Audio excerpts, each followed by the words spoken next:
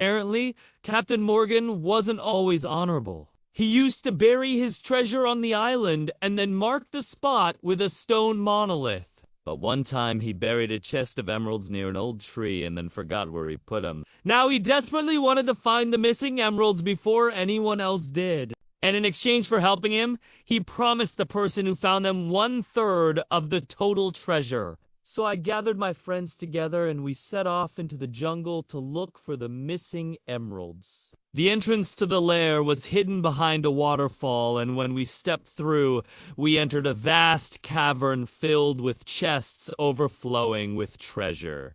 There were diamonds, rubies, emeralds, and gold coins, all just sitting there unguarded. It was every adventurer's dream. We checked all of the chests and found maps, documents, and other items that gave us a better understanding of the time period. Then I remembered the inscription on the front of the journal. It hinted at a puzzle that needed to be solved to awaken the Clockwork Guardian. The solution, it turns out, was written in binary code. I quickly realized that by using the map we had found earlier, I could plot the locations of the treasures that Captain Morgan had buried. Each location corresponded to a different binary digit. Once I had deciphered the code, I knew exactly what I had to do. We headed to the eastern side of the island, which was covered in tall grass and thick vines.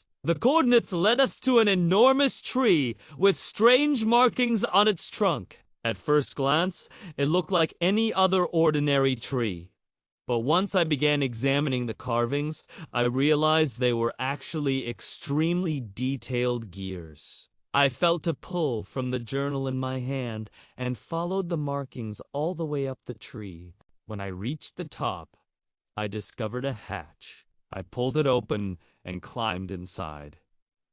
A rickety ladder led down into darkness. At the bottom, I found a large room filled with cogs, gears, and other mechanical parts. In the center sat a golden clockwork bird with outstretched wings. It must have been at least 6 feet wide. As I walked closer, the gears began turning, and the clockwork bird let out a loud screech. It flapped its wings, causing even more noise, and the whole structure began shaking. I stumbled backwards and tripped over a loose stone.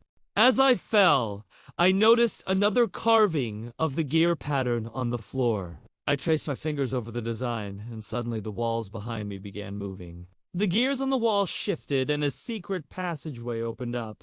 I quickly made my way through and found myself in a large chamber filled with machinery and cables. There was a lever on the far side, and as soon as I pulled it, the floor beneath me began to shake. The clockwork bird took off into the sky and disappeared through a hole in the ceiling. I didn't have much time to spare. I raced back to the entrance and burst out of the ground, just as the ground shook violently behind me. The clockwork bird circled overhead and landed on a nearby tree, chirping loudly. I knew I had to get it to follow me back to the lair, so I started running. As soon as it took off again, I ducked under a low-hanging branch and entered the cave. Now that I was inside, I carefully made my way back to the clockwork bird's lair. The moment it landed, the gears began turning underneath the floor, and I quickly scrambled up the ladder. I pushed open the hatch and raced to the lever. As soon as I pulled it, the bird flew off again. But this time, instead of following it, I stayed in the lair. Moments later, the gears stopped moving, and the clockwork bird flew back in. Its job was done. I had successfully activated the Clockwork Guardian, and that's when I learned that I had become its new master. I mean, yeah, I could have kept the treasure for myself, but doing that would have gone against Captain Morgan's wishes. Plus, I knew that sooner or later, someone would come looking for it. Instead, I decided to preserve the history of the island and share its secrets with the world. But that's not the end of the story. because now I have to keep the balance between good and evil in check. Thank you for watching Magic Animations. Don't forget to like, comment, and subscribe for more enchanting animations and magical content.